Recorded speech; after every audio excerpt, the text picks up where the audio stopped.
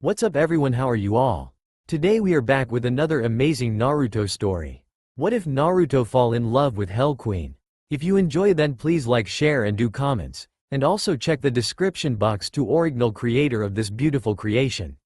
The war with Akatsuki had not ended well. In the end, the constant battles that rampaged across the elemental nations started to take a heavy toll. Many of the hidden villages were outright destroyed, including the hidden mist and cloud. Finally, everything got down to Naruto, and the rest of the Konoha 11 facing off against the revived Akatsuki. The rest of the shinobi were busy taking care of Akatsuki's army of Zetsus. The fight was long and both sides were taking heavy damage. The fight was made all the more complicated by the arrival of Sasuke and his crew. Finally the battle had pushed the Akatsuki back to their main fortress, the place where the demon containment statue was held. However, things took a turn when Orochimaru reared his head once more, taking over Sasuke's body at the height of the battle. It was only thanks to Naruto's latest and greatest Rasengan that he was finally able to put Orochimaru and Sasuke down for good.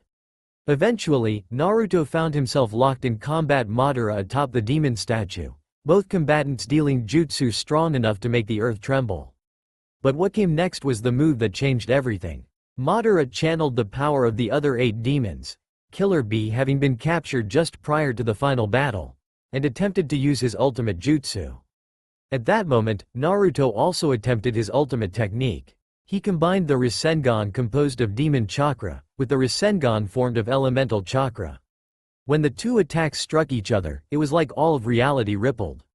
Just when it seemed all hope was lost, Naruto pushed his jutsu through and struck Madara with all his power. The attack killed Madara, ending the war, and allowing peace to reign.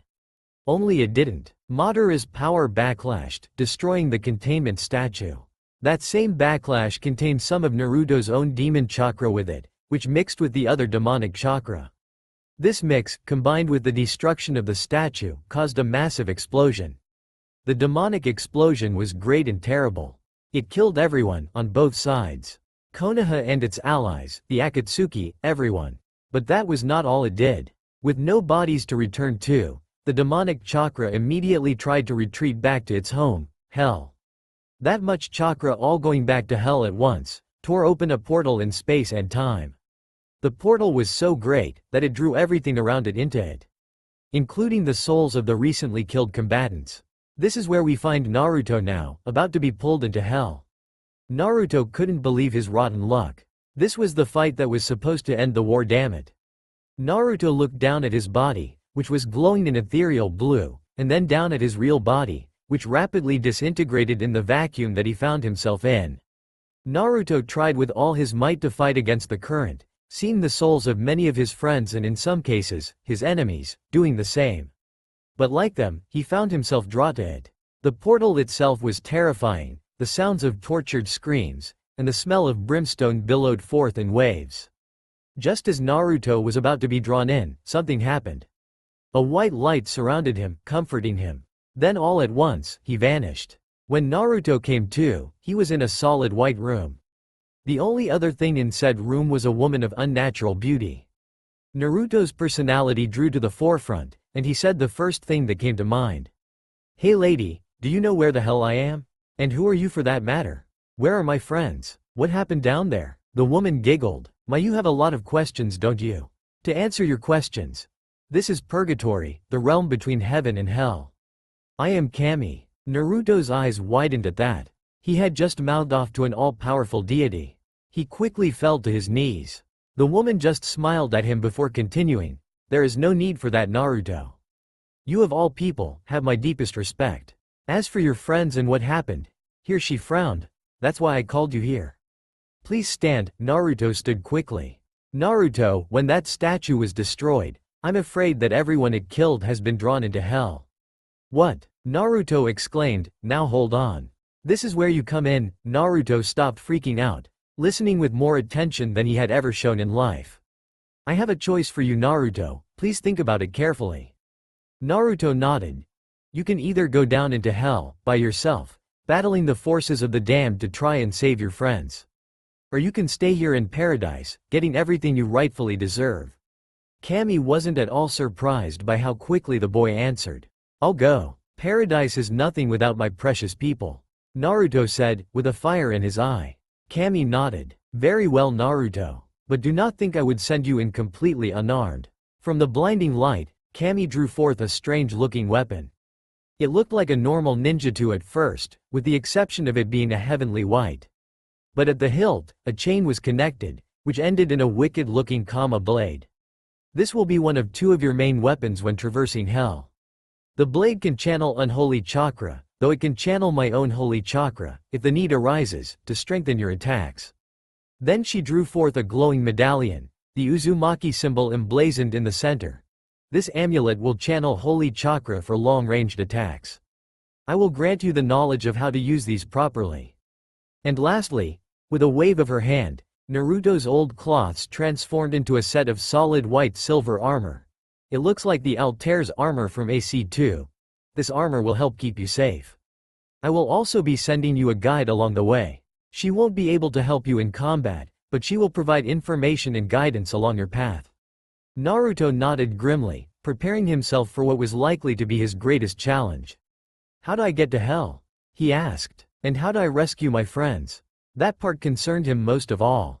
Wait, Naruto, patience is a virtue. That's where the amulet comes in. At times, it may seem necessary to send a soul to me. It could be one of your friends, or just a lost soul you feel warrants redemption. When that happens, hold this amulet out and it will cleanse them of their sins and send them to me. Then her face turned grim. On the other hand, if you feel the soul in question has not been punished enough, stab them with your ninjutsu, and it will smite them with my fury. That is all, Naruto. Are you ready to begin your journey? She asked, genuinely worried for the boy's well-being. Naruto nodded. Sure, he was frightened, but for his friends, he would literally take on hell itself. I am Kami-sama. Cammy nodded and waved her hand again. This time a shimmering portal opened up, revealing the gates of hell. She then turned to Naruto and spoke in a serious voice, a word of caution, young Naruto. Hell is a strange and cruel place, and it does not give up the souls it takes so easily. And those of exceptionally black hearts and strong wills can even find themselves thriving in hell. You may face a foe you faced in life, more powerful in hell than they ever were before. Hell is also a place of corruption. It can turn any gentle soul into an abomination. All I am saying is, be very careful. This place may try to turn you against yourself, or others against you for that matter. Naruto nodded, his face set in a mask of determination. Go forth, Naruto, in my name. Save your friends and smite all who dare oppose your quest. Cammy spoke in a regal voice. Naruto took a deep breath, gripped his ninjutsu tight, and stepped through the portal into hell. Naruto stumbled from the portal to find himself in a large circular room. The room itself was unremarkable, appearing to be made from stone, with unlit torches lining the wall. At the other end was a great door, sealed shut, with an engraving above it. In the darkness, Naruto couldn't make out what it said, so he began to make his way deeper into the room. When he was about halfway there, the torches sparked to life, giving light to the room. And when Naruto saw what was depicted on the walls, he would wish for darkness once more. On the walls, the ceiling, even the floor were carvings, drawings. But what they showed was enough to make Naruto ill. Sins of every sort, from every age of man lay before Naruto, in all their horrifying depravity. Lustful whores in orgies of blood. Obese gluttons feasting on the flesh of their followers, while those beneath them lay emaciated and starved. Misers upon great mountains of gold, forsaking all others, and in the same instant, fools throwing it away for everything and nothing. The angry were next, their hatefulness clear as day, wearing with one another, while beneath them, the slothful lay despondent. Across the opposite wall were the heretics, bound in chains of fire as they spewed their hateful lies to all who would listen, forsaking all that was good and just for something that was ugly and vile. Then came the violent, thrice divided.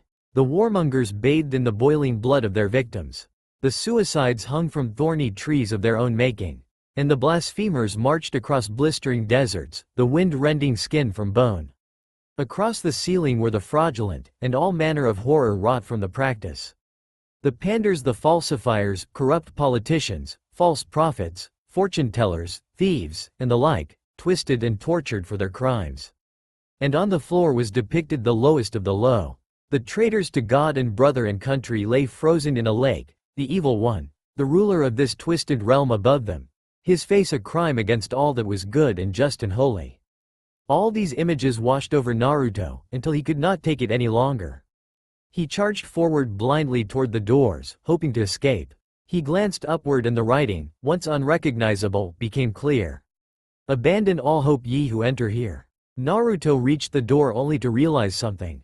While he initially thought himself alone in this place, he found that to be untrue. Standing beside the door was a specter. At least Naruto assumed that was what it was. It was clearly not a human, but it lacked the holy feeling Kami had practically radiated. Ah Naruto, there you are. Are you ready to make your descent? The spirit asked. Now that Naruto got a look at it, he saw that it was a woman. She was taller than him, with hair that went down her back. It was hard to tell what color her hair might have been, since her body was composed of a bizarre violet light. Towards the top of her head it was mostly light, almost blue.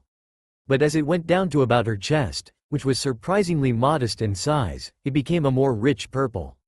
From there it darkened, until it reached her knees. From there it seemed to become a reddish haze, and her feet it became a red that, to Naruto, seemed very familiar. Kyuubi? Naruto asked hesitantly, backing up slowly. He supposed it made sense. With his death the Kyuubi would have died too. And Naruto had no doubt that its black soul should have been dragged straight to hell where it belonged. Had it crawled out so quickly because it knew he would be here so it could kill him? The now identified Kyuubi grinned, 9 tails emerging from her backside to flow around her. The tails also seemed to possess the same color pattern as the rest of her. Blue at the top, red at the base, purple in between. Yes Naruto, it's me. Oh put your sword away, you won't need it yet. You see Naruto, you are my chance at redemption. Kami pulled me from the abyss to which I was sent, and offered me a second chance. If I can put my hatred of you behind me, and guide you successfully through the 9 circles of hell, I will win my freedom, and a ticket back to my own home. A place far from humankind. So worry not, I won't kill you. As I see it, all you did was use my power. You didn't seal me into you, and you didn't try to kill me. Even if you did try to suppress me later on, I can't say I tried to make things better. So for now, let's call a truce.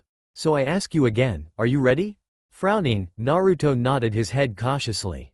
Grinning at his answer, Kyuubi turned to the door, and waved her hand.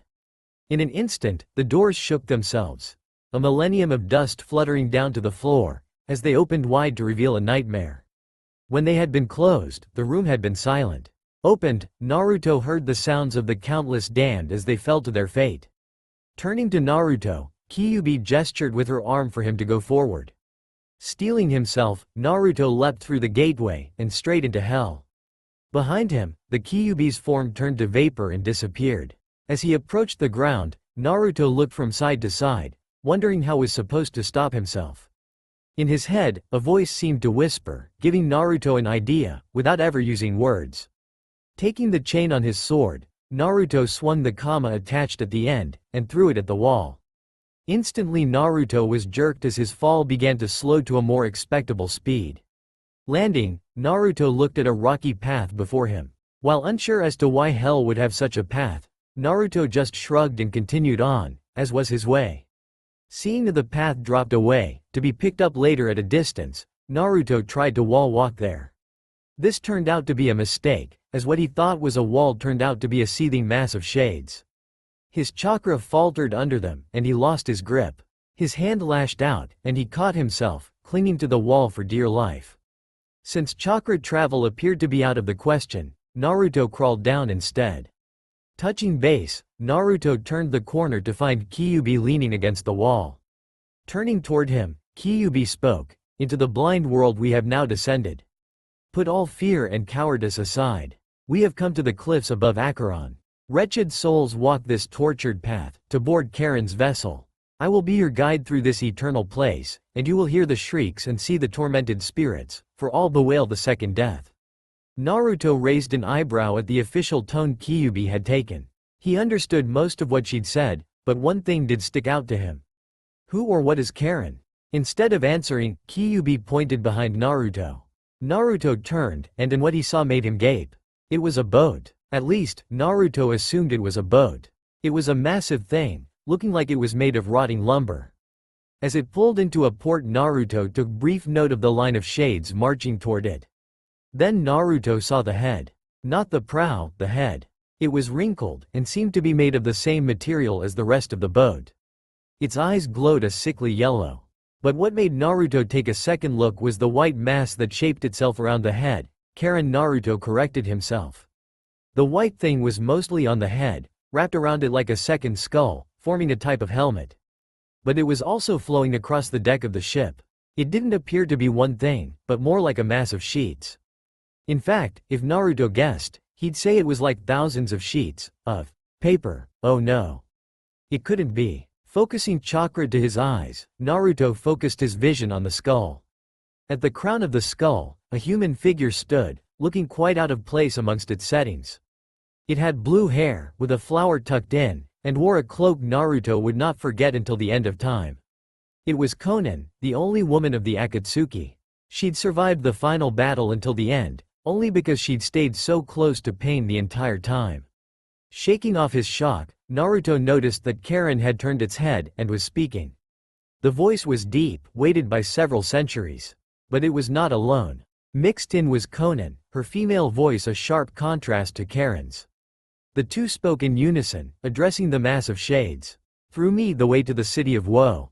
Through me the way to everlasting pain. Abandon all hope, ye who enter here.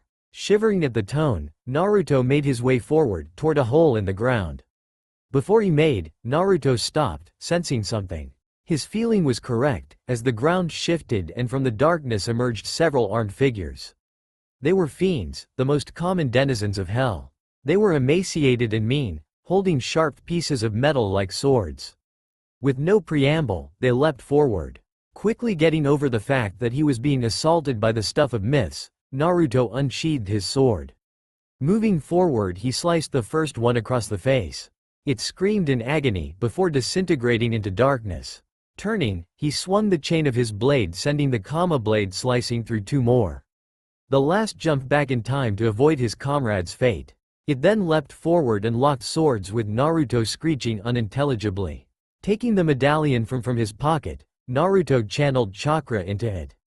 Instantly an ethereal Uzumaki swirl blasted out, striking the fiend with the strength of a Rasengan.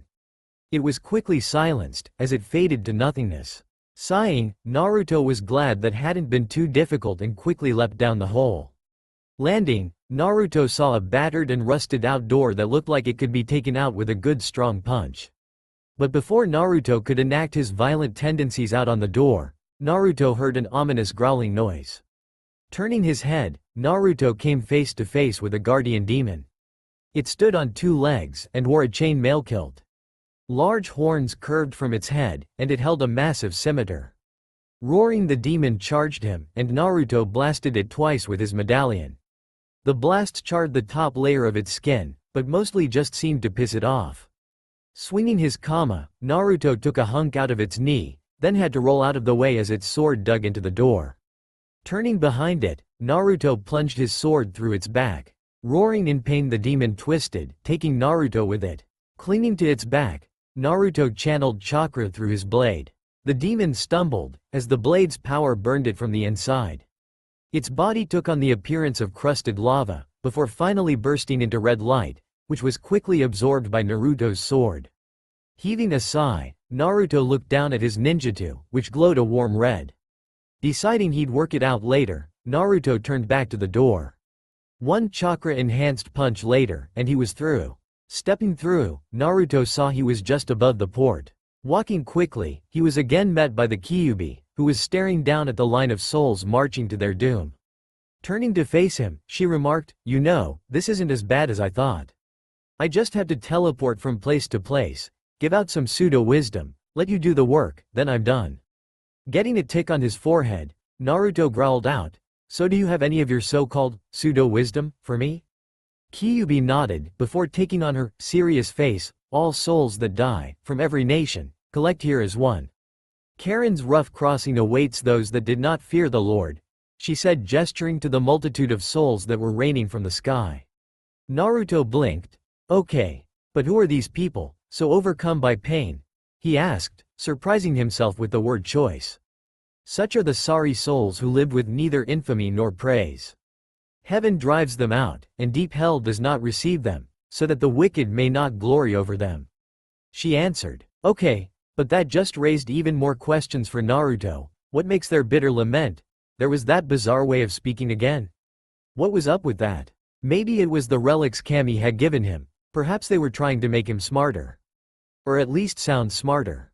Kyuubi frowned. She couldn't really answer Naruto's question, so she just decided to close off this line of questioning quickly. Mercy and justice disdain them. Let us not speak of them, move on, before disappearing. Blinking at the dismissal, Naruto turned and started walking again. Suddenly he stopped. Was that sobbing he heard? He turned to head in that direction when a wall of fire blocked his path, and one behind him. Suddenly several fiends popped up, along with another demon. And joining the party were a couple of flying insect demons. Jumping over one of the fiends, Naruto fired off 3 blasts of his jewel. Most of the bugs dodged, but one did get hit. When it did, it popped like a balloon. Naruto's surprise at the quick death of the bug almost got him dismembered by the demon's sword. Sliding beneath the creature, taking care to shut his eyes to avoid seeing anything mind-scarring, he turned and blasted it from behind, sending it flying. It landed on one of the fiends, as one of the bugs flew at him. Naruto caught it with his Kama blade and slammed it into the ground. Bringing it back, Naruto threw the ninjutsu half and impaled another fiend, before hurling it through space, where it collided with the last bug demon. The bug popped and the fiend fell to its death. The demon stood, the fiend beneath it turning to dust when the demon stepped on its throat. Turning to face him, the demon snorted, and charged like a wild bull. Stepping to the side, Naruto watched as it collided with the wall of fire. Stumbling back, immolating, the beast cried out, beating itself trying to put out the flames. From there it was just a simple jump kick to the chest that sent it over the edge and into the abyss. With it gone, Naruto watched the flames die down. But now it seemed the sobbing was louder than ever. Naruto walked up to his destination, a large tower. Looking to his right, Naruto saw a long rope suspended over the water leading to behind the tower. But it was what was in front of the door that interested Naruto. It was a shade. A male shade, but a shade nonetheless. Realizing the shade was murmuring something, Naruto listened. I see no reason to execute this child. We should respect the fourth's wishes. Now that got Naruto interested. Laying his hand on the shade, Naruto got its attention. When it looked up at him, he recognized the face. It was Homura, the other male team member of the 3rd Hokage's Genin team. He had also been one of the 3rd's advisors. Oh Naruto, forgive me my boy. I knew you were no demon, but I feared going against the council. If I had had more courage, maybe I could have helped you get a better life. He said, before dissolving back into a sobbing mess. Stepping back, Naruto was unsure what to do. Chose, what? Naruto thought, looking for the voice. Then he realized that it was coming from within. Naruto's body moved of its own accord, taking out both his ninjutsu and his medallion. Naruto got the message he had to choose what happened to Homura next. He could use the ninjutsu to punish him for being such a weak-willed man. Or he could use the medallion to absolve him, sending him to heaven. Thinking on, Naruto gave a mental sigh. He couldn't really be mad at Homura, even if he had been weak. Leaning down, he grabbed Homura and hefted him to eye level. Raising his medallion, he spoke, Homura, you are forgiven. Kami absolves you of all sins. Be free. Naruto smiled at that last part, as Homura was surrounded by a heavenly light. Soon he was lifted from Naruto's hands, his body becoming what it once was. Homura's eyes cried tears of joy as he addressed Naruto one last time. Peace be with you, Naruto Uzumaki, and then he disappeared. Having made it quickly to the other side of the tower, Naruto found what he was looking for, a pole with a sturdy rope tied in it. His thoughts were interrupted again by Karen. Woe to you, O wretched souls, do not hope to ever see paradise. Okay, that was getting annoying. Hopping up, Naruto used his ninja training to run across the rope. When he was halfway there, the massive head of Karen and Conan turned to face him. Again in unison they spoke, you there. Stand aside from those that are dead. Naruto frowned. He hadn't come this far to be ordered around by a giant head. Since this guy ferried the dead, Maybe he'd be able to get some info from this guy. Where are my friends? He shouted back up at Karen. Surprisingly, it was only Conan who answered, her voice no quieter alone. They were foolish enough to throw their lot in with you, and now they are paying the price. Naruto growled out, that wasn't what he wanted to hear. Take me to them, my life, my soul for their return. He cried out in earnest. Karen sighed, speaking by himself this time, fool, those belong to us already. Feeling the rope shake, Naruto turned to watch in horror as a guardian demon cut the rope he was on. Plummeting, Naruto grabbed the rope and braced himself as he was slammed into the side of the boat. Now we depart. Now I carry you the final way, to everlasting darkness. Karen spoke, as Naruto crawled through an opening in the side of the hull. Resting, Naruto was able to catch a quick breather. It was great, until he heard sobbing again. Turning, Naruto walked deeper into Karen, wondering who else was in here that he would need to judge. Climbing up through the bowls of the ship, Naruto came upon the shade of a man. This time though, he didn't recognize the face. He was tan, and had some scars about his arms, but no other distinguishing features. It wasn't until he spoke that it came to Naruto. Please, gods who rule the earth below, let me see my wife. Let me see Tsunami. Naruto's eyes widened, that was the name of the woman from Wave. Suddenly it hit Naruto, as he remembered a picture with part of it torn out, and a story of the first hero of Wave. This man was Kaiza, but what was he doing here? I did nothing wrong, I helped my people, why am I here? It seemed Kaiza shared his sentiments. Quickly Naruto raised his talisman to send this man homeward bound. In a blast of light, Kaiza was free. He looked at Naruto, and nodded his head in thanks. He looked to the heavens, seeing something Naruto could not, Tsunami, so beautiful, and vanished. Well, Naruto thought, that wasn't so bad. He could get used to that. Helping people had always been his thing. Before Naruto could get himself too into it, he role of savior of the damned. He felt something wrap around his navel and jerk him upward through the ship's deck. Naruto Uzumaki. Oh boy, something told him he was in trouble. The tentacle dragged him upward, pulling him right to Karen's head, and dangled him in front of Conan. Her face was twisted in an angry frown.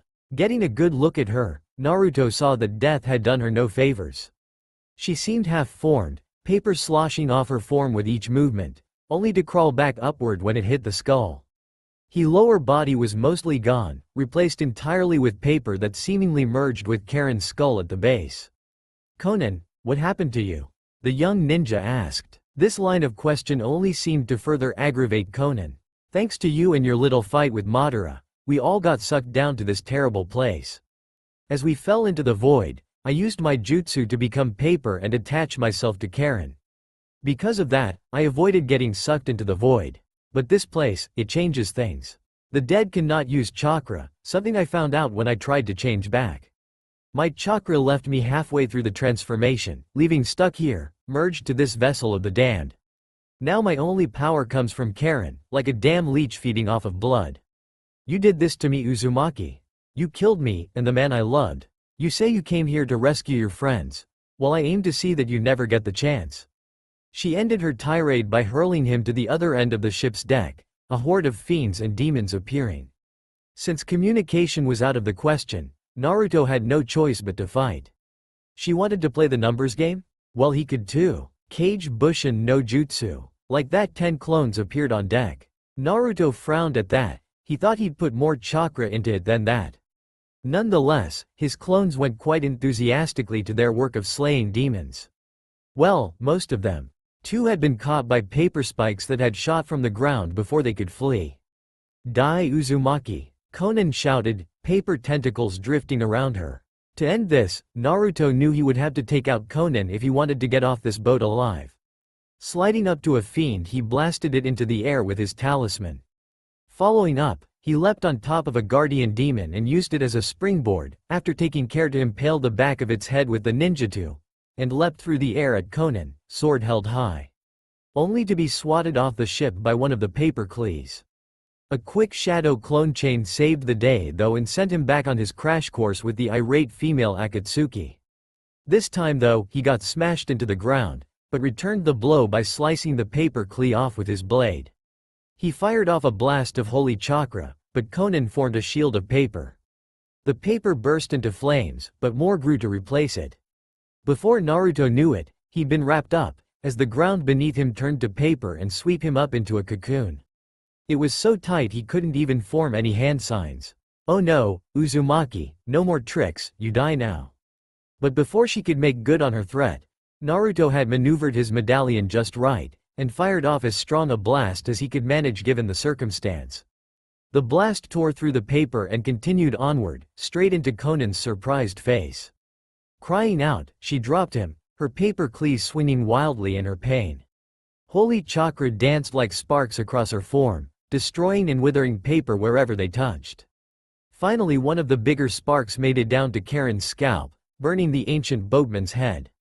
Grunting in pain, he turned his eyes upward. "Stupid girl, if you can't kill one pest, what good are you? Must I do everything myself?" Conan paled, he face healing as the burnt paper fell away to reveal fresh skin. "Karen-sama, please. If you could give me just a little more chakra, I know I could." "Enough." Karen interrupted, fed up with her. "I know what will finish the whelp off." Suddenly the ship trembled, as over the side, a large hell beast, easily the size of a small house, lumbered on deck, the little hell rider screeching unintelligibly. "Just one? Karen-sama, you don't know the boy like I do. Maybe we should call some more just to be safe?" "No, if you cannot do with what you have before you, then I have no use for one so weak." So Conan set her face and sent her remaining paper cleave after Naruto with renewed vigor. Meanwhile Naruto was having a hell of a time, no pun intended, dodging the swings of this creature's arms. If he got in close enough to use his ninjutsu, he had to worry about the stomping feet. If he backed up to use the Kama blades, the arms would fall like great pillars to smash him flat. And the one time he leapt back to fire off some holy chakra, the damn thing had breathed fire at him. The only good thing was that the creature was clearly stupid, only being just guided by the rider on top. That stupidity was useful to Naruto, as he was able to lead it to smash the new batch of hell spawn that had cropped up recently. Just when Naruto had devised a masterful strategy for defeating the beast, Red was going to fly by the seat of his pants, like always, Conan caught him, and slammed him into the side of the ship's rails. Then the floor, then the hell beast's leg, before sticking him to the ground before the giant monstrosity. With paper needles stuck through his arms to stop them from moving, he knew Conan expected the beast to waste him. That was when Naruto actually had an idea. Pushing a great deal of chakra into his legs, Naruto leapt back as far as his prison would allow. Not much, but it would do. Glaring up at the beast, Naruto channeled a bit of holy chakra into his medallion. The hell beast may not be smart, but it was well trained. It knew that holy chakra was bad news in a place like hell. It was trained to eradicate holy chakra. And since the prey couldn't go anywhere, breathing deeply, the creature channeled a mass of demon chakra to its lungs, igniting its breath, and sending forth a gout of fire. Seeing part one of his plan heading straight for him, Naruto glued himself to the floor of the deck, and spun like Neji's rotation. He ended up completely wrapped in the paper, even covering his head. The fire impacted the paper, just like he thought. Ideally he could hear Conan scream in anguish, and burned him free. But he wasn't done yet. Grabbing the still burning mass of weakened paper, Naruto threw the fiery ball, wincing slightly. That fire had burned his back a bit, hopefully his healing factor would fix that. The fiery ball flew just above the hell beast, and struck its rider full force. The thing died quickly, and left the beast to slum, its commander gone. Getting an idea, Naruto grinned his trademark smile. Scaling the beast was easy for one with ninja truing, and the controls were simple to figure out. With the hell beast at his command, he set it straight for the paper mistress. Conan was really starting to worry now. Most of the demons she'd called forth were dead, and others dying trying to stand before the hell beast. Her papers had been mostly burnt away, leaving her with only what covered Karen's head and neck. And worst of all, the damn Uzumaki was walking straight at her atop her hell beast. She tried to launch a volley of paper needles at him, but the hell beast just raised its arms to stop the annoyance, and Uzumaki cut the rest down with his sword. When the monster stepped on Karen's neck, she tried to impale its legs and feet with spikes, but that just made it mad at her, something she was sure Uzumaki wanted. When she saw the hell beast grip the sides of Karen's head and tug, She began to get an idea of what Uzumaki wanted, and it caused her to nearly have a meltdown.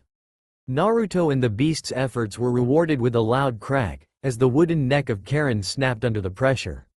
Naruto looked up, Conan calling out to him, with panic in her eyes, "Please Uzumaki, before this I have never done you wrong. Please spare me." But Naruto was in no mood to listen. This woman had been a part of Akatsuki, and even if she hadn't wronged him personally, she'd been a part of the group that had killed all Naruto held dear. With a snap of the reins, Naruto had the hell beast hurl Karen's disembodied head into the abyss. Moments later, the boat crashed into the shore. Hoping down from his ride as the boat began to sink, Naruto leapt to the tower, where he could see a then pathway, where there appeared to be a blue figure waiting for him. Kyuubi smirked at the winded Naruto. "Well done with Karen, kid, didn't think you had it in you. Take a moment to gather yourself, this was only the first trial of many." "Thanks," Naruto muttered. "So where am I now?" he asked, looking at his surroundings. In the distance he could hear the sounds of a voice crying out, but it sounded cruel and mean. "Beyond Limbo is the fallen King Minos, judge of the damned. But for those who remain in Limbo, the rest will be sentenced to the circles below."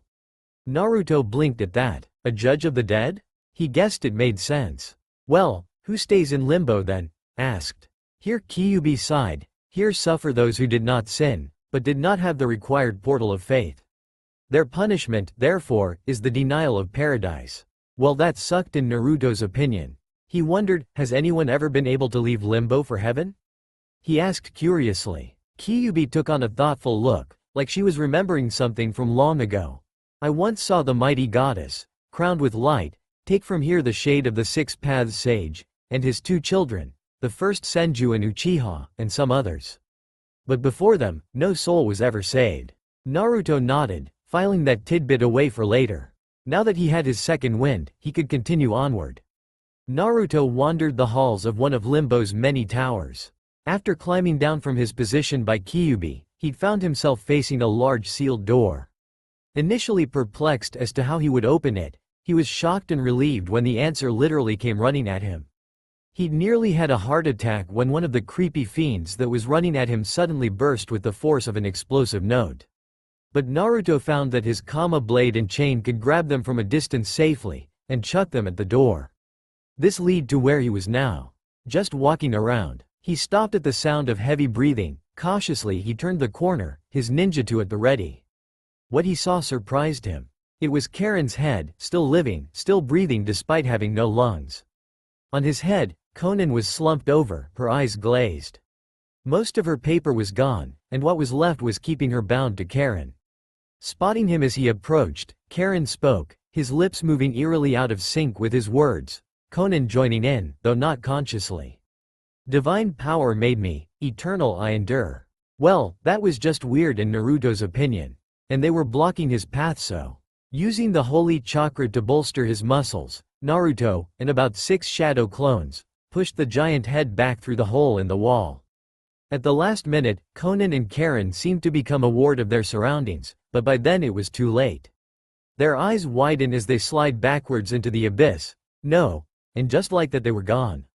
The finality of what he'd done not yet fully weighing on him yet, Naruto continued onwards. What he saw next, he was not prepared for. The room was dark, with only a small fire on the opposite wall lighting the darkness. In fact, Naruto was a bit disappointed. For hell, he expected most of the rooms to be more like their gate. He was just about to exit through the adjacent door when he heard it. A cry. A baby's cry. Turning his head slowly, Naruto gazed at the fire. From it, what looked like an emaciated baby rolled out. But where the baby's hands should be, wickedly sharp blades were sported in their stead. It looked at him, and waddled toward him. Naruto backed away on reflex, only to discover that it wasn't alone. Soon more and more of the monster children were crawling from the darkness. Suddenly, like a call had been sent out, they started toward him, moving like monkeys and using their blades to propel themselves forward. Naruto felt himself reaching for his ninjutsu when he stopped himself. No matter where he was, or what he might become, Naruto Uzumaki was not going to slice up babies with a sword. No, not going to happen, but it didn't look like the babies were going to give him much of a choice. That's when Naruto finally remembered his other weapon. Taking out the holy relic, he aimed it at the nearest baby. The light shined on it, and the others stopped and looked on curiously. Suddenly the poor child screamed as the light from the medallion blinded it, but at the same time, the purification cleansed it, and sent it onward in a flash of light. The other babies stared at the spot where their fellow baby had been moments ago, before continuing their charge like nothing had happened.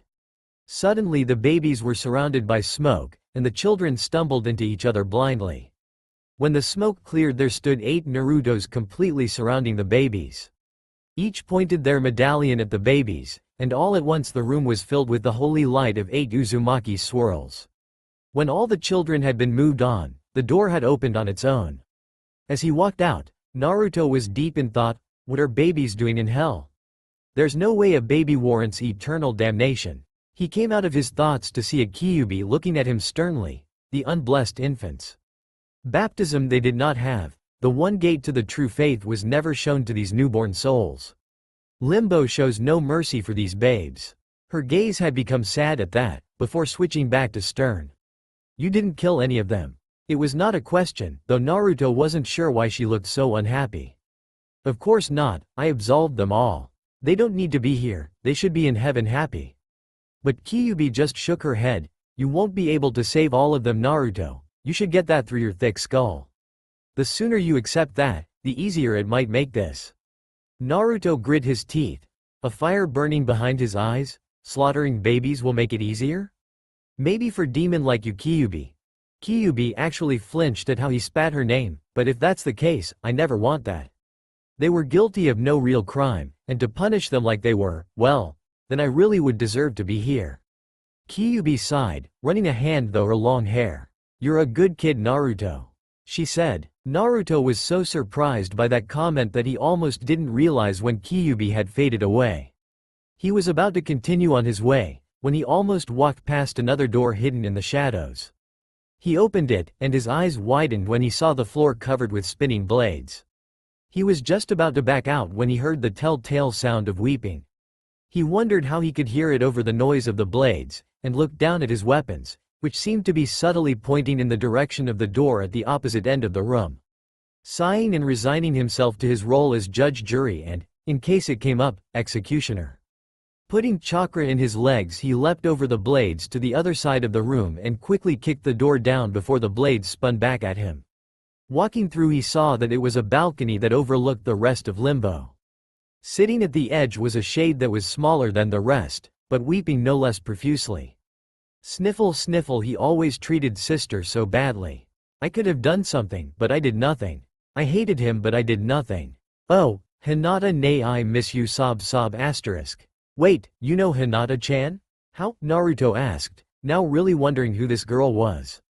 When the girl turned to face him, her eyes, red from crying, widened. She looked a lot like Hinata, but much smaller. You're that boy's sister was always stalking. Naruto Uzumaki. Sister? Hanabi. That's who this was. It's okay now, Hanabi, I'm here to help you, he said, holding out his glowing medallion. I'm going to go ahead and send you onward to heaven now, alright? I'll send your sister up too when I find her, and you two can talk about how you feel. I know for a fact she doesn't hate you, he told the young girl, his face giving his trademark fox smile. Hanabi sniffed, wiping her eyes. Thank you. With that, a divine white surrounded her, taking the girl who never should have been there where she belonged, a divine light. Now I know why sister loved you so much, Naruto-kun. With that said, Hanabi got a deep blush, and put her fingers in a way very similar to how her older sibling had done. Naruto just chuckled and scratched the back of his head as Hanabi disappeared. Well, that was nice. Then Naruto remembered, crap, now I had to go back through the blades again. After making his way back, Naruto had wandered around a few more seemingly random halls, killed a few demons here and there, and now found himself in another room. This one, however, was very impressive. The walls were decorated with scenes of battle. Impressive tapestries immortalizing the heroes of history. Why? Naruto wondered. Why would a place like hell, a place of punishment, have a wall that idolized anyone? As if in answer to his question, Kyuubi appeared. She too stared at the wall, her eyes seeming to stare at something far away. In this place reside pagan souls, and honored names, which resound in your life above. Though denied paradise, they dwelled distinguished from the manner of the reset. And before Naruto could ask any questions, she disappeared. Naruto guessed she was still mad about their talk earlier. As Naruto walked up the steps, he stopped briefly to admire the large statue of the Six-Paths Sage. Bowing his head in respect, Naruto continued up the stairs. But the stairs were old and surprisingly worn. When he stepped on one, it broke beneath him and he slipped. He put his hand to the railing to steady himself, but that also broke away and fell to the ground with a large crash. Naruto's eyebrow twitched in annoyance when he heard something. It was like a sharp intake of breath. Not the sobs he was used to hearing. Someone else was here. Using chakra to expand his senses, Naruto realized that someone was hiding behind the statue. Readying his sword, Naruto leaped behind it, sword ready. He stopped when he saw the figure. Their hands were raised in a familiar stance, and it took but an instant for his head to catch up. Hinata? Yes, it was Hinata Hyuga. Recognizing him, Hinata's eyes widened. Naruto? Is that really you? She asked, her eyes filled with hope. Hinata, I can't believe it. Naruto scooped the slightly smaller girl up in arms and hugged her tight, unaware of the massive blush he was causing. Are you alright? You're not hurt, are you? He said, checking her over for injuries. When she was finished reassuring him, he asked, so what happened while I was gone? And with that simple question, Hinata's smile vanished. She told him about how she and the others had fallen through the void. How some force she couldn't describe pulled her to the circle of limbo. How she had watched as everybody but her and Rock Lee were dragged downward. And about how she had been hiding ever since. But wait, you said Bushy Brows was here in limbo too, so where is he? He doesn't seem the type to just leave his friends. Naruto stopped as Hinata's eyes filled with tears. Hinata? What happened to Lee? Hinata took a deep breath, steadying herself. I don't know how long ago it really happened. Time moves differently here. Sometimes it moves so quickly, other times it slows to a crawl. Lee decided that he would be the one to go and save everyone. But the only way out of limbo is through King Minos. And when Lee tried, she stopped seeing Naruto's horrified look. He didn't kill Lee, her eyes turned downcast, but maybe that would have been kinder. He put some kind of spell on Lee. Now he is Minos' slave. That's why I was hiding. He has Lee scouring limbo for any souls that may have hidden to escape judgment. Naruto was horrified. Bushy Brows evil? No, not evil, enslaved. This Minos thought he could get away with controlling his friends? He had another thing coming. Don't you worry about a thing, Hinata. I'll snap him right out of it. Naruto, are you sure? Lee has gotten much stronger now. He's not the same person he used to be. I tried to stop him once. But with no chakra I couldn't use my Byakugan. And he was too fast to catch with anything I could throw at him. It was only because he was called back to Minos that I was spared. Naruto nodded, taking it in, then grinned reassuringly. Hey, this is me we're talking about, Hinata-chan. Nothing can stop me when I get going. Besides, I can still use my chakra because Kami said I would need it. This statement of course led to Naruto having to explain what had happened to him when the war with Akatsuki had gone totally pear-shaped. When he was done, Hinata was wide-eyed with amazement. Snapping her out of it, he asked, Hinata, where is Minos? Hinata pointed to the top of the stairs. Through that door, and across the chasm would be the quickest way. Are you sure about this, Naruto? He just nodded and hugged her goodbye. He offered to send her on to heaven, even mentioning the meeting he'd had with her sister. However, she opted to stay, saying, this way, if you really want to send me on, you'll have to come back from your fight with Minos and Lee-san. Naruto just nodded and gave her the patented, good guy pose, before hurrying back up the stairs, leaving Hinata alone in a hall full of heroes.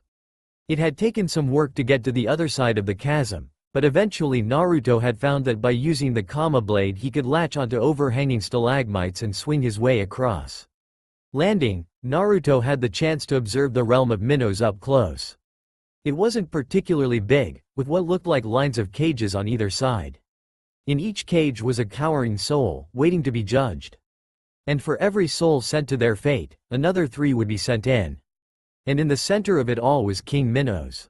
He was a great ugly beast, that was for sure. He had no eyes, just skin where eyes should be. From the bottom down he looked like a great slug, or maybe an octopus, it was hard to tell. From the top, it looked like he was wearing some type of hat or crown. Frankly, it looked like an extension of his head, really. his long bony arms always reaching for the next soul, bringing it to his face and, shudder, smelling them. It didn't matter how the souls begged or pleaded for mercy, for they would receive none. Minos seemed particularly happy about whatever the soul in his hand had done, grinning a smile that would have killed lesser men of fright.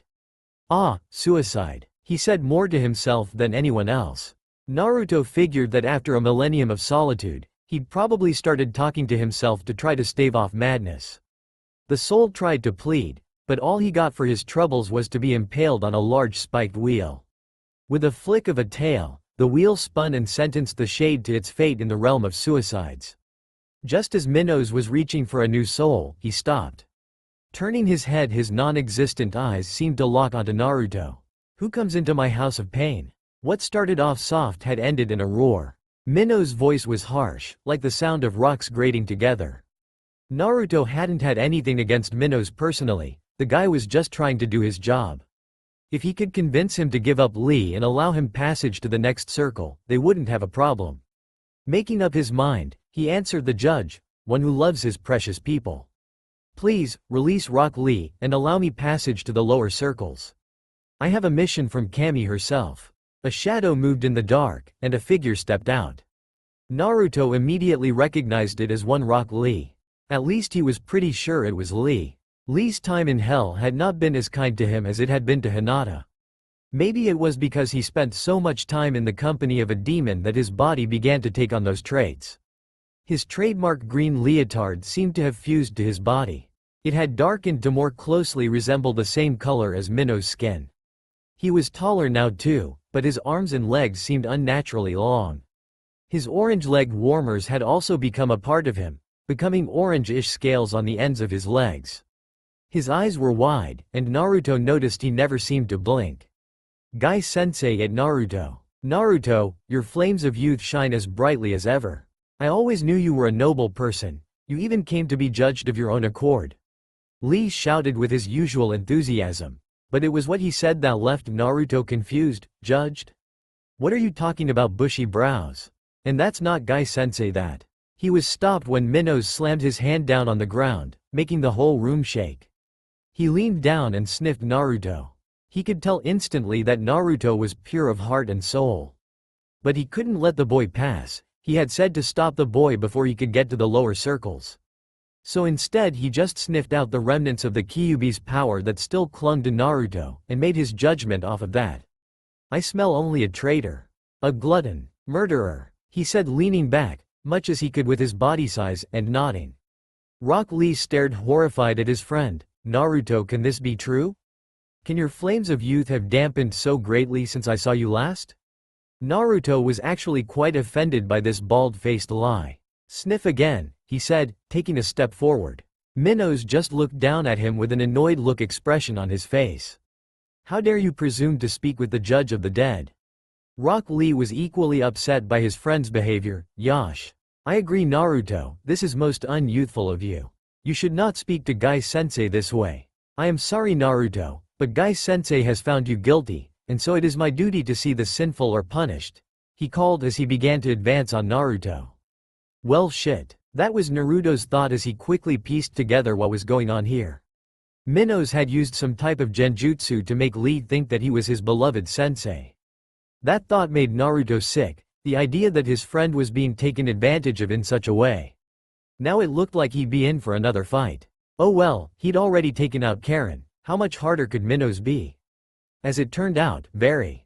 Naruto found himself dodging spikes that popped up from the ground, Minos smashing his fist trying to squash him, and most frustrating of all, Lee moving at nigh supersonic speeds trying to take him out.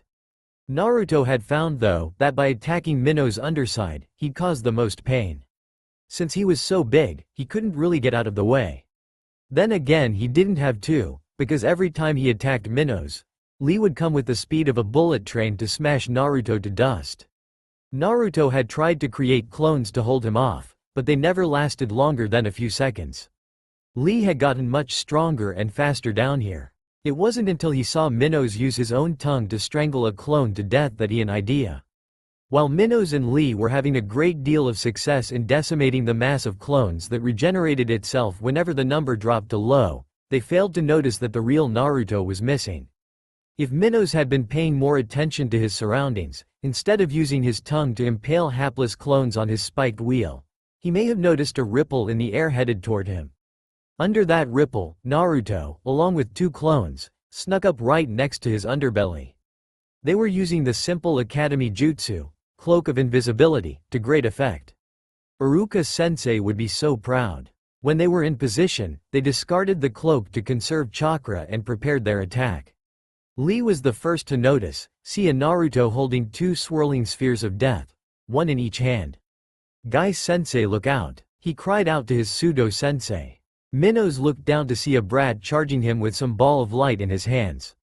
Raising his fist he struck out, planning to smash Naruto to paste. Now if he meant it to or not, the medallion Naruto wore so proudly had been leaking out a steady stream of holy chakra ever since the battle started. This chakra was keeping the clones from popping from the first hit. It was allowing Naruto to move much faster than he should have been able to under his heavier garments. But most importantly, it had mixed in with the Rasengan technique. This meant that when the attack went critical mass and exploded, 2 things happened. 1.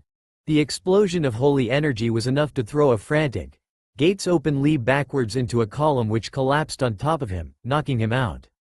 2. Minos found himself in a surprising amount of pain as his hand was vaporized by the holy sphere. And that was just one. Minos was in far too much pain to stop the second one from striking him in the abdomen. The force of the blast, mixed with the pain he felt, almost made him lose his grip and fall backwards into the abyss. Instead, he fell forward like a great tree, in too much pain to move. Now came the final phase of Naruto's plan. Taking the tongue that lolled from Minos' mouth, Naruto and 4 clones began to drag him forward. Minos gave a half-hearted attempt to smash him, but Naruto was much too fast to be hit by such a slow attack. Finally he reached his destination, the wheel. Stabbing the appendage with one of the jutting spikes, Naruto reached for the lever to turn the gruesome device. Lee had just uncovered himself from the wreckage to see a horrible sight. His beloved sensei was having his tongue nailed to the spiked wheel. Lee tried to move, tried to help, but he wasn't quick enough. The wheel spun and Minos was pulled forward and, after a moment, had his face torn apart. His blood spilled in waves as he slumped over the very thing he had used to sentence his prisoners. Then, without him consciously holding on to the rock, he began to slip backwards into the abyss. Naruto sighed at a job well done. No, Guy-sensei. Lee wasn't taking this well. He tried to throw himself over the edge to save his sensei, but a swarm of Naruto clones dogpiled him and pinned him down.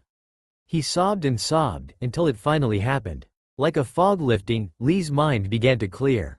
He realized that what he had been following had not been his sensei, but a horrid monster. Turning to the one who had saved him from a life of servitude, he said, "Naruto? Thank you," in perhaps the quietest he had ever been in his life. Naruto just placed a hand on his shoulder, giving a nod to his clones, who dashed back the way he came. He still had one more thing to do before he could leave Limbo. The Naruto clones had come back with Hinata in under 5 minutes. She and Lee also had a tearful reunion. Hinata because she was relieved that Lee was okay, and Lee because, well, he was getting back to being Lee. He already back to spouting about youth. Standing there in the center of the late King Minos' court, Naruto prepared to send his first 2 rescue victims to paradise. "Naruto," Lee said, turning to look at him, "I am so sorry, I did not know what I was doing." The heavenly light came down, and his body reverted back to what it had once been. "Naruto, I hope you find the rest of our comrades. I truly regret not being able to come with you. May your fires of youth continue to explode." He finished his teeth by giving his trademark toothy smile. Just before he vanished, Naruto could swear he saw a sunset and heard some crashing waves. The next instant it was gone, along with Lee, who vanished after giving one last call for youth and Guy-sensei. Naruto then turned to Hinata, who was touching her forefingers together. Looking at him as her body started to devolve starting at the feet, she moved toward him. "I knew you could do it, Naruto. I always believed in you. I just wish I could help you more." Naruto just shook his head, grinning. "You can help me by cheering me on as I finish finding our friends," he said, assuring the shy girl. Then Hinata took a deep breath. Just as her chest dissolved into light, I love you, Naruto-kun. With that she ran forward and kissed him full on the lips. Moments later she backed up, a smile not unlike Naruto's own on her face, her blush going at full tomato. She looked at Naruto's wide-eyed expression, I always have. And I always will. And with that she was gone, leaving Naruto alone in the darkening room. Shaking his head, but keeping his blush, Naruto turned and began to make his way out of limbo. And into the circle of lust. Naruto walked down the tunnel, taking note of the gradual descent it was making. He hadn't seen anyone since he'd sent Hinata and Lee off in limbo, not even the Kyuubi. As he continued in the tunnel, he began to hear a noise.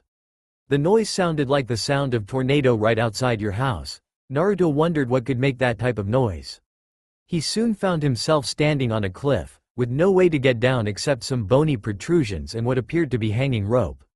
While briefly curious as to why there would be ropes that allowed one to rather easily enter a lower circle, Naruto pushed it to the back of his mind and started scaling down the rocky surface. He may have thought it was suspicious, but he wasn't going to look a gift horse in the mouth. It wasn't until he was about halfway there that he encountered a real obstacle. A giant chain was blocking his path. Naruto looked up, and then down. The chain seemed to run forever in either direction. Was he supposed to destroy the chain? That seemed like the only way to continue. Sighing, Naruto gripped the rope he was clinging to with one hand, and his ninjutsu's chain with the other. He spun the sword until it became a blur, before throwing the sword part. The blade flew and impaled right through the center of one of the glowing links. Channeling a bit of demon Charka troughed the chain in his hand and troughed the blade. He used its corrosive properties to eat through the much larger chain in moments. Soon it broke, and fell down into the dark. Naruto wasn't sure, but he thought for a moment that he heard soul-chilling laughter drift upward from the darkness. Naruto just hoped that he'd encounter no more chains, or what they must be attached to. After all, chains were usually used to hold something, right? Swinging onto one last bone spire, he slid down the rest of the way, and landed in the circle of lust. Naruto hadn't been in lust 10 seconds when he heard a shuffling coming towards him. Naruto prepared himself, but needn't have bothered. Honorable grandson, is that you? Naruto raised an eyebrow at that. He only knew one person who'd been called honorable grandson, and only one person who ever used that term. Stepping forward from the shadows, has someone Naruto hadn't seen in a long time, closet perv? He asked. He squinted his eyes and looked sideways, trying to decide if this was who he thought. Ebisu had been killed before the final battle, protecting Kanemaru and his team from a revived Kakuzu. Living creature, be graceful, spare me. Naruto frowned at the language, but now he was sure. Ebisu, it's me, Naruto. The shade squinted. Naruto? Is that really you? It is. Heavens be praised. Naruto just chuckled at the former teacher's attitude. Raising his medallion, he stopped as Ebisu asked a question. Naruto, I sensed a recent flux in the spiritual world, and the coming of many souls into hell at the same time. Tell truthfully, was the honorable grandson amongst them? It was clear in his voice how worried he was for his young charge, and Naruto was happy to lay his fears to rest. Don't worry, Ebisu-sensei, Konohamaru was anywhere near the battlefield when this all happened. Ebisu sighed in relief. I suppose I should ask what happened in the world above, but I think perhaps that is a story for you to tell me another time. Perhaps when your mission is complete. Naruto just nodded the affirmative and sent Ebisu on his way. Ebisu smiled as he was raised upward, but said something that would have Naruto scratching his head for a long time. Thank you, Herald of Redemption? What did that title mean? Stepping around the corner, Naruto got his first real glimpse of the second circle. The air was filled with purple clouds that flashed with lightning, and the air howled loud enough to shake the ground. But even over the sound of the winds was another sound. It was the sounds of moaning, but not of pain. It was of pleasure, of arousal. Throughout the storm he could see the forms of shades that were tossed about like flower petals caught in a whirlwind. Turning a corner, Naruto saw what might pass as a street. On either side of the path were statues of humans caught in the act of bodies were twisted into positions Naruto was unaware the human body could make. Naruto started to walk down the path, taking note of the odd bronze plates embedded in the ground. But before he even got to the first statue, the ground shook with all the force of a Class 4 earthquake. Naruto fell back on his ass, watching with wide eyes as the purple clouds were parted. Shooting up from the depths of lust was a large tower?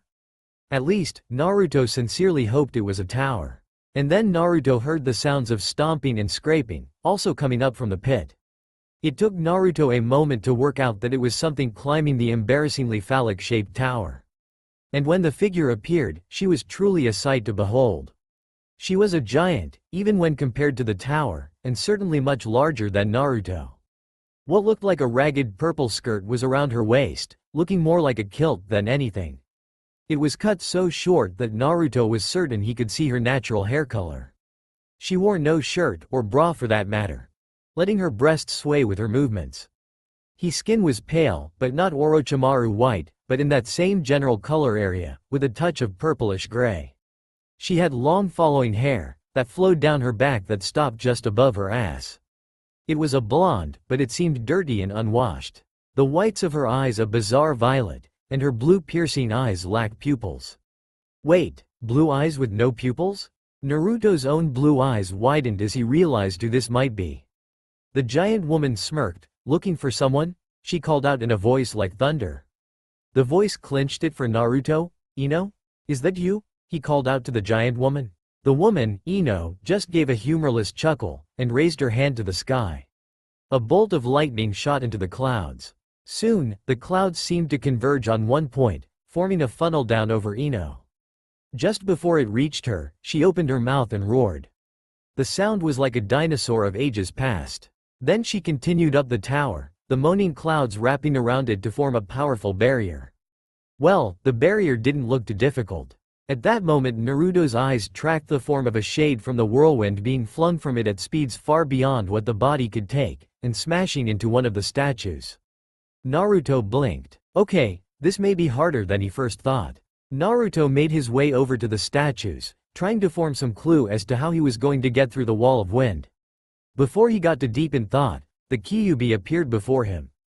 Kyuubi just smirked down at him. What's the matter, kid? Got lust on the mind. I gotta say, that Ino sure is a looker, so I guess I can't blame you. Kyuubi chuckled at his indignant sputtering. Alright, enough of that, time to get serious, she said, putting on her serious face.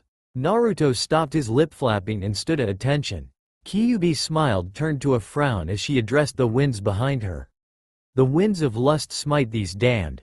No hope of less pain, no hope of rest ever comforts them. Naruto nodded, he'd sort of know that already.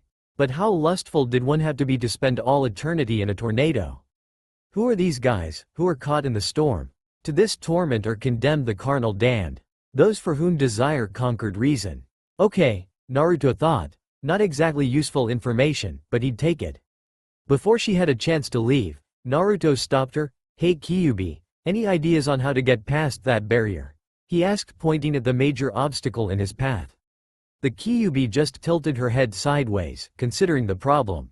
Then she smiled a smile that was unnatural on her face. Easy. Just pull the lever to send the lightning back at the wall, then run through the hole. And with that she vanished.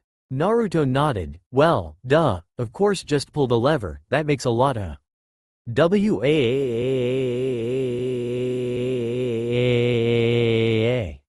And somewhere he knew the Kyuubi was laughing at him. It took a couple of tries, and a lot of dodging, but eventually Naruto had managed to blast open a hole in a wall that he could jump through. Taking a flying leap he leapt through and observed his new surroundings. The walls were decorated with carvings of people fornicating with each other, themselves, animals, and various objects. This particular room also had a lot of snakes in it. There were snake columns, snakes carved into the ground, and even a large snake head right in front of him. The first thing that leapt to Naruto's mind, creepy. Yeah, that pretty much summed it up in Naruto's head. Before he could decide just how fucking creepy it was, he heard a moan. Turning his head he saw what could only be described as a vagina in the wall. And from that strangely placed orifice came Naruto's latest demon encounter. It was a woman, at least it looked like one. But the skin was yellow and waxy looking, and her fingers ended in claws. The eyes were black and stared at him with a strange intensity. She moaned again at the sight of him, thrusting her hips at him. When she did so, she seemed to split from the center of her cheeks to her babymaker. From that split emerged a nightmarish clawed arm, which swung through the air, reaching, grasping for something, before retreating back inside. Naruto blinked once, twice, 3 times, and still had a hard time understanding what he'd just seen. Thankfully, the need for deep contemplation on the libido of demonic temptresses was put off as the demoness suddenly launched herself at him. And not in the good, let's do it way. Though in this case, Naruto thought, they may be just as well. He parried her claw thrust and used his superior strength to throw her back. She landed on her feet and leaned back as her inner claw shot out at him. It grabbed his ninjutsu and pulled him toward her. He took his holy talisman and slammed it into the claw, burning away the tentacle it was attached to. The temptress screamed in pain and doubled over as the burnt remains shot back inside her. Spinning his kama and chain like a lasso, Naruto threw it, where it wrapped around her head. The kama point buried itself in her forehead, and Naruto spun around, taking her with him. With a mighty heave, she was thrown back out into the tornado barrier. She actually made it a fair distance before the wind swept her away. Well, personally, I give that a 7 out of 10 for distance and form, Kyuubi said, popping up right behind Naruto, truly surprising him. Naruto jumped back, clutching his chest. Would you not do that? He said, annoyed. This place is filled with demons, I don't need you trying to spook me too. He said, pointing an accusing finger. He frowned, and speaking of demons, how come every time you show up, you go out of your way to say something poetic or nonsensical, but you never really say anything important? Kyuubi huffed.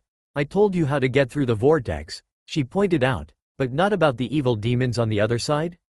How did that slip your mind? Kyuubi frowned at Naruto. This is your journey kit, not mine, I can't be expected to hold your hand the whole time. Naruto sighed, fine, but I hope you're here to tell me something relevant this time. Kyuubi smirked. To this circle was sentenced your precious Jiraiya the Gallant. His passion ruled him and his work. Naruto's face paled. No, it can't be. Pervy Sage was a great man. He was too good to be sent here. Naruto clenched his hands so hard, Kyuubi wondered if he might bleed himself. He was so given to lechery that he peeped on bathhouses in every nation, in every corner of the world. And if ever asked, he'd claim it all for research, in a vain effort to erase the blame cast against him. Worse still, he wrote those books, with which he filled others with the lust for which all these shades are punished. Naruto just shook his head frantically, holding Kami's talisman in his hand. That doesn't matter, I will find Pervy Sage. I can purify him of any sin against him. He may have been a mega pervert, but that doesn't make the good he did any less real. He looked at Kyuubi, who merely shrugged. Don't look at me, I don't care if you save him or not. Like I said, kid, this is your quest. And with that, she vanished. After the Kyuubi had left, and Naruto had calmed himself down, he set himself to his next task, getting out of this room. It looked like he'd have to turn a crank. Rolling his eyes, he summoned a clone and sent it to work. It turned the crank, and Naruto saw that it caused the snake head in front of him to start to open its mouth. It didn't get far thought, because before it opened wider than 6 inches, it stopped. Naruto frowned, noticing 2 fangs that held the mouth closed. Why would they lock it like that? He wondered. Was it supposed to make it more of a challenge? He just took his ninjutsu out and told his clone to try again. When he saw the fangs, he lashed out, smashing them both with one well-placed strike. Nodding, his clone kept turning the crank. Naruto looked around. Was it just him, or were all the snakes in the room looking at him? He could also swear he heard a faint hissing sound.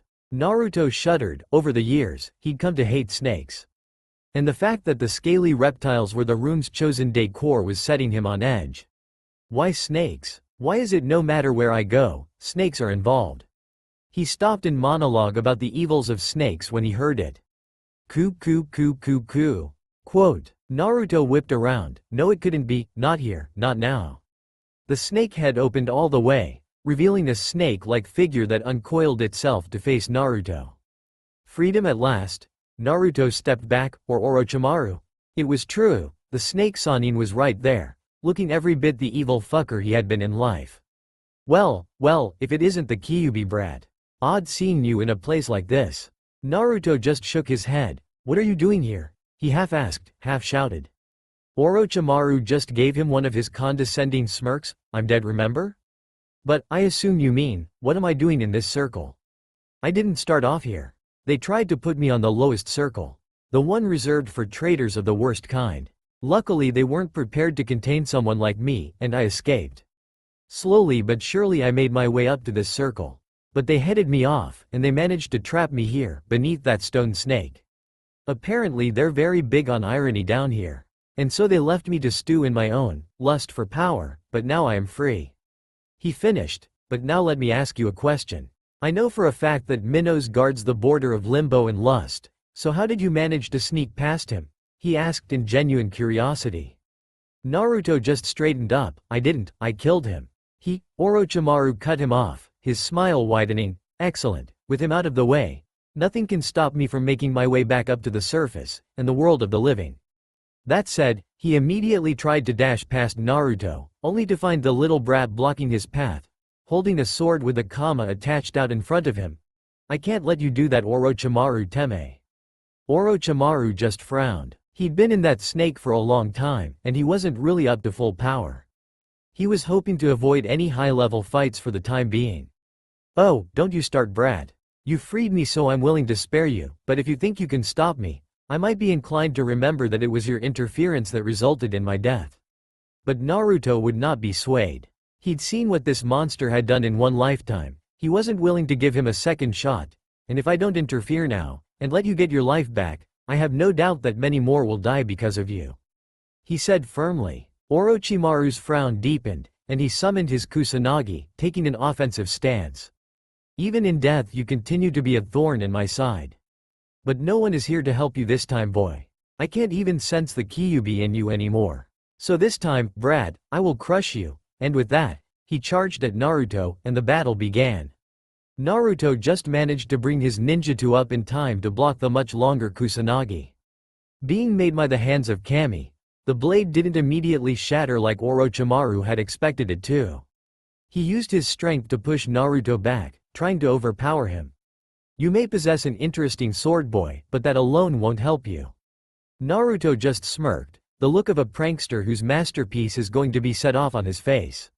I know that, Orochi Teme, he said, slipping his hand into his pocket, but if you think I'm the same brat you used to know, well, he found what he was looking for and grasped it tightly. Look again. He shouted, raising Kami's amulet to face level, and channeling as much chakra as he could in a spur of the moment. The amulet lit up like a solar flare, sending white light dancing across the walls of the room. Orochimaru screamed in pain as he leapt back. Both hands flew to his eyes, dropping his legendary sword. The top layer of his skin had been fried, turning his milk-white complexion to charcoal. Orochimaru futilely tried to rub the darkness from his eyes, which had gained the consistency of boiled egg after the blast. But even this wouldn't keep Orochimaru down. The hundreds of experiments he'd done on himself in life had carried over in death. Already the burnt skin was falling away, like a snake shedding its skin, to reveal fresh pasty flesh underneath. Realizing this, Naruto leapt forward, this time pumping chakra into his ninjutsu, and sliced at Orochimaru's midsection. The glowing blade passed through Orochimaru's stomach like a hot knife through butter, the bottom half falling away, even as Orochimaru backpedaled away on his hands. Naruto watched as the snake's hips, legs, and feet burned to ash. He turned to Orochimaru, and saw a fresh set of snake-like eyes glaring at him. He took a step forward but stopped as Orochimaru's body suddenly rippled, and from the bottom of his body burst a new appendage. It was as white as his body, but just as scaled as anything the man had summoned in life. Sitting up, Orochimaru suddenly slithered backwards on his new body part. From a distance, it was plain to see what it was. Orochimaru was now half man, half snake. Great, Naruto thought to himself, running forward. He swung his sword and kama with all his skill, but somehow Orochimaru kept dodging. The two leapt back, Naruto swinging his kama chain until it became a blur. Orochimaru just raised a hand, and pointed at Naruto. Naruto was confused, until he remembered the Kusanagi. Turning, Naruto had to bend his back at almost a 90-degree angle to avoid being skewered. As the handle passed overhead, Naruto looped his chain around it. As the sword pulled the chain, Naruto tugged hard in the opposite direction, snapping the sword off course. Now flying the same way the chain was, this put the Kusanagi on a collision course with its new target. Orochimaru's arm. Before the snake man could even react, His own blade had severed one of his arms. Orochimaru screamed in pain, but noticed that it didn't bleed. A moment later, the same bubbling as before started to happen, and soon, Orochimaru had a new arm. It was as white as his tail, and covered in a multitude of scales. Suddenly, the fingers on the hand linked together, and Orochimaru's hand opened a set of eyes that hadn't been there before. When the hand opened, it sported a set of fangs, and let loose an echoing hiss. Orochimaru looked at his new snake arm, then back at Naruto with a look that just screamed, "You're fucking dead." Orochimaru punched with his new arm, the snake shooting forward like a missile, its mouth closed. Naruto couldn't do anything as it slammed into him like a truck, slamming him into, and through, the wall. This was the same wall that had housed the snake Orochimaru was imprisoned in. Naruto struck the wall so hard, he'd gone through it. Landing, Naruto was now in a large circular room. Looking up, Naruto saw a ceiling, and looking left, he saw a lever. Before he could take in the sights anymore, the snake EFIED monster that was Orochimaru slithered through the hole. Inside Naruto's head, he heard a bell go off and knew that round 2 was on.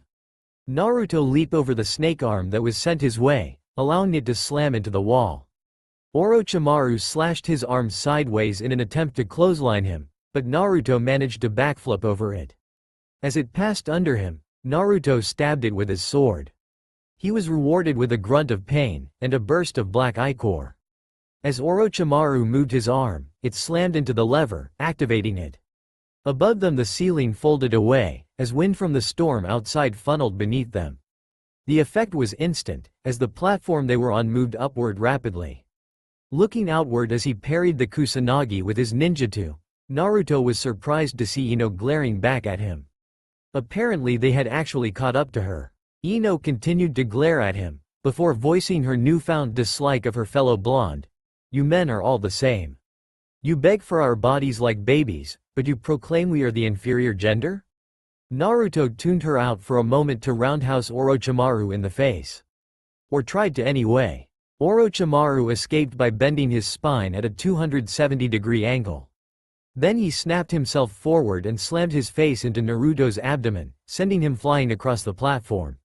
Naruto fired off a few holy blasts, but Orochimaru slithered and slunk his way around them. "Down here though, I am queen," Ino continued, hardly acknowledging that she was being ignored. "I could rule an empire with the shades of enslaved with my body." By then, Orochimaru had opened his mouth and belched forth a horde of snakes, so Naruto had to tune her out again in the interest of sending a swath of burning Uzumaki symbols blasting their way through the snakes. One of them actually struck the left half of Orochimaru's face, which promptly grew back, with a noticeable lack of nostril, ear, or hair of any kind on that side of his face. Roaring, or rather, hissing, out a challenge, Orochimaru attacked with renewed vigor. "Give in to your lust. Stay here Naruto, and suffer with us," Ino called out, before noticing that neither of the two warriors were giving her any mind at all. And if there was one thing Ino Yamanaka hated, it was being ignored. "Victory will be mine," Orochimaru shouted, trying to bring his Kusanagi down on Naruto, who blocked with his own sword. Suddenly, his eyes widened as he hit the deck. Orochimaru only had a split second to look behind him before he did the same. At that moment, Ino sent her arm straight through the tower. She caught hold of the platform, and sent it to a screeching halt. "Stop ignoring me, Kami, damn it," she yelled. Orochimaru grimaced, "Be gone, foolish child. This does not concern you," he said, in an attempt to dismiss the girl. This turned out to be the absolute worst thing to do. Ino glared down at Orochimaru. "I think not, Orochi-kun. Who told you could leave your cage?" she said, her voice suddenly taking on a frightening sweetness. "You've been a very naughty boy, Orochi. I think it's time I punished you. But don't worry, if you're a good boy, maybe I'll let you help me kill Naruto later," she said with a strange finality.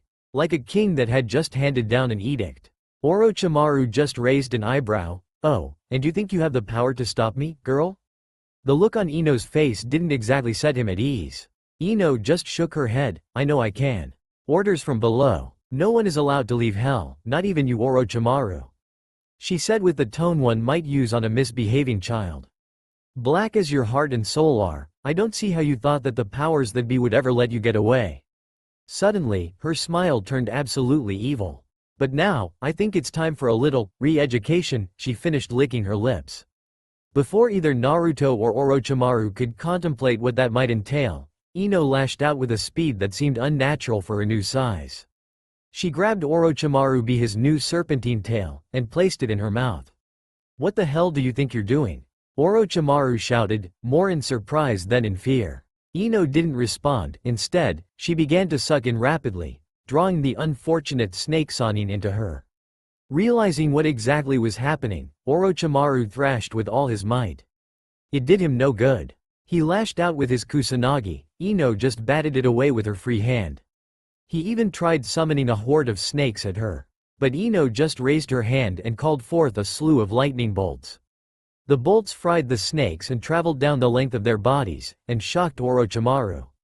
This stunned him long enough for Ino to mostly finish her grisly work. Soon only the traitor's head was free, still crying out defiantly, "No.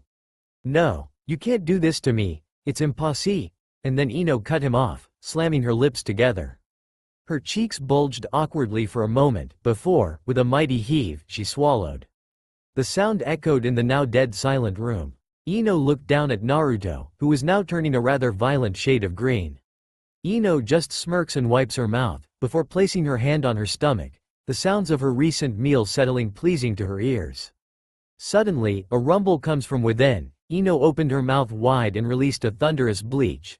Clearly satisfied with her giggles to herself, looking down on a disgusted Naruto, who proceeds to lose his lunch at such a display.